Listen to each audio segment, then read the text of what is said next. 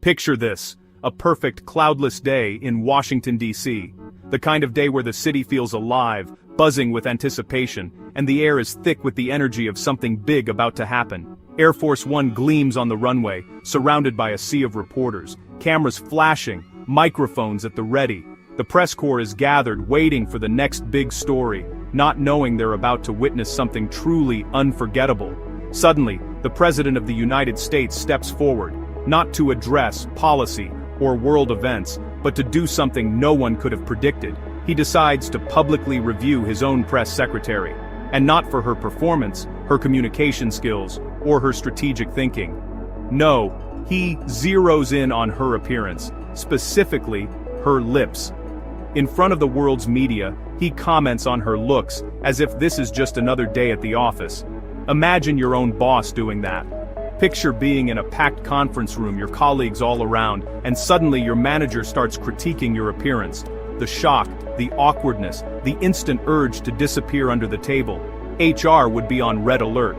But when you're the president, there's no HR department to step in. There's just a wall of cameras, a room full of stunned journalists, and a collective cringe that ripples through everyone present. The whole scene unfolds like a slow-motion car crash. One you can't look away from, even though you desperately want to. It's a collision between power and propriety, and the dignity of the office is left in the wreckage. My first reaction? Pure, soul-level cringe. The kind that makes you want to crawl out of your own skin. It's the sort of moment comedians dream of, but for everyone else, it's just plain uncomfortable. I actually found myself wondering out loud, does the White House even have an HR department? Who do you call when the person at the top is the one breaking all the rules? Is there a hotline for presidential awkwardness? This wasn't just a simple gaffe or a slip of the tongue, it was a window into a world where the usual rules don't seem to apply, where power can make even the weirdest moments possible and public. Every single day with this administration feels like a new episode of a reality show, with headlines that make you question if you're still living in the real world or some kind of political satire. That Air Force One moment, it was the pinnacle of weirdness, equal parts comedy gold and a little bit terrifying. It's the kind of thing you'll remember, not just for the laugh, but for the uneasy feeling it leaves behind. Of course, when something this wild happens in the world of politics, it's basically a golden ticket for late night. There's an unspoken rule. If it's trending, we're talking about it. And this was trending everywhere. We had to talk about it on the show. The writers were buzzing, the producers were giddy, and honestly, I couldn't wait to see how the audience would react. The clip played, and the audience's discomfort was almost a punchline itself. You could feel the tension in the room. That mix of, should I laugh? And, did he really just say that? My monologue practically wrote itself. Sometimes just stating the facts is enough to get the biggest laughs. The truth, in moments like this, is stranger and funnier than anything we could invent. The jokes weren't about Caroline Leavitt, they were about the president's audacity.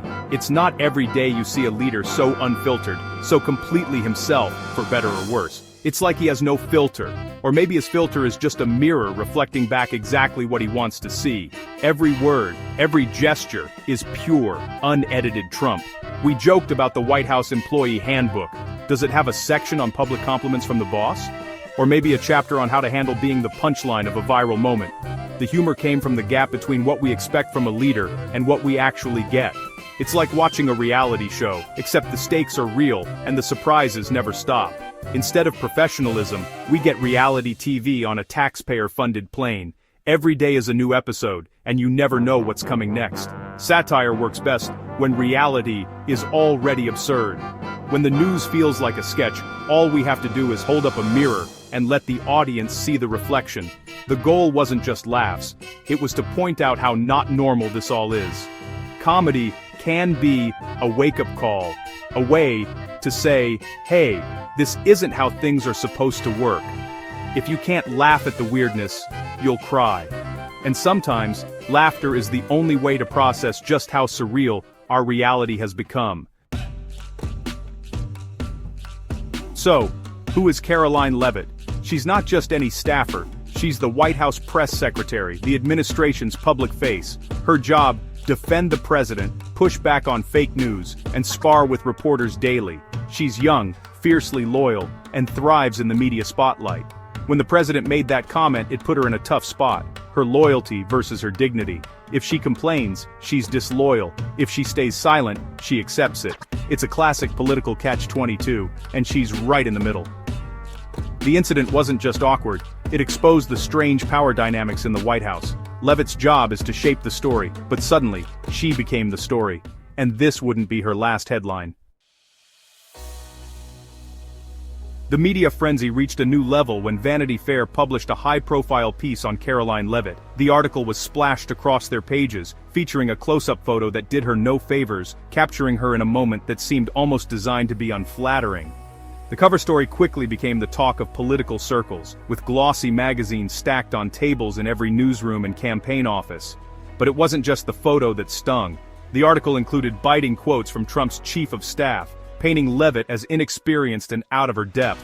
The words were sharp and the message was clear. Even within her own camp, there were doubts about her abilities. Levitt wasted no time firing back. At her next press conference, she denounced the article as fake news, her voice steady, but her frustration obvious. She accused the magazine of cherry-picking quotes and twisting her words to fit a narrative.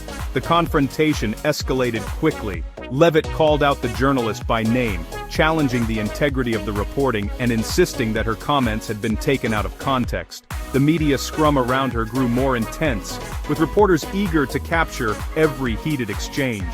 Overnight, what started as a magazine profile exploded into a full-blown public feud, Levitt versus Vanity Fair, with both sides digging in and refusing to back down. For late-night comedians and satirists, this was a goldmine.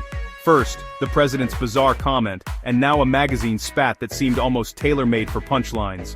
Writers' rooms buzzed with excitement as they brainstormed new material. The whole episode played perfectly into the ongoing Trump versus media narrative, a storyline that had already dominated headlines for months. Protesters, pundits, and politicians all weighed in, each side claiming the other was distorting the truth. The cycle was relentless. The administration attacked the media reported on the attacks, comedians roasted everyone involved, and the administration fired back with even more outrage. It was a feedback loop that seemed impossible to break. Each press briefing became a battleground, with government officials and journalists trading barbs and accusations. The back and forth only fueled the spectacle, keeping the story alive day after day. For Levitt, the outrage wasn't just about an unflattering photo or a few harsh words. It was about fighting back against a narrative she believed was fundamentally unfair, a battle for her reputation in the public eye. Ironically, by pushing back so forcefully, she only made herself a bigger story. The controversy snowballed, dominating front pages and news alerts across the country. The whole episode revealed just how sensitive the administration was to its public image, and how quickly a single story could spiral out of control. For those of us in comedy, it was a treasure trove. Every twist and turn gave us new material, new angles, and new punchlines to deliver. The media war just kept spinning, with headlines, tweets, and hot takes flying in every direction. And as long as the drama continued, so did the jokes, fueling a cycle that neither side seemed willing or able to end. Then things got complicated for me. After a tragic shooting involving conservative commentator Charlie Kirk, I made a joke that crossed a line. ABC suspended my show. Suddenly, I was the headline. Affiliates dropped us, critics cheered, supporters cried censorship. It was a reminder. Words have consequences, especially on a big stage. The irony? My show, which mocks attacks on free speech, was pulled for a joke. My suspension wasn't government censorship, but in today's climate, that nuance vanished. For some, it was karma. For others, a free speech crisis. I didn't know if the show would return. It was humbling, and it set off a political firestorm. Suddenly, everyone had an opinion. My suspension became a political football. Barack Obama weighed in, calling it a free speech issue and blaming the Trump administration for pressuring media. The White House, via Levitt, fired back, insisting it was ABC's call, not theirs. Trump, apparently, was pleased. Now, a former president and the current press secretary were arguing about me. My joke had become a proxy war over the First Amendment. Suddenly I was just a spectator, watching the debate unfold on cable news. Everything became a team sport? Was it censorship or standards? The truth was lost in the noise. In today's politics, there's no room for nuance. You have to pick a side. Step back, and you see a pattern. This isn't just a string of scandals.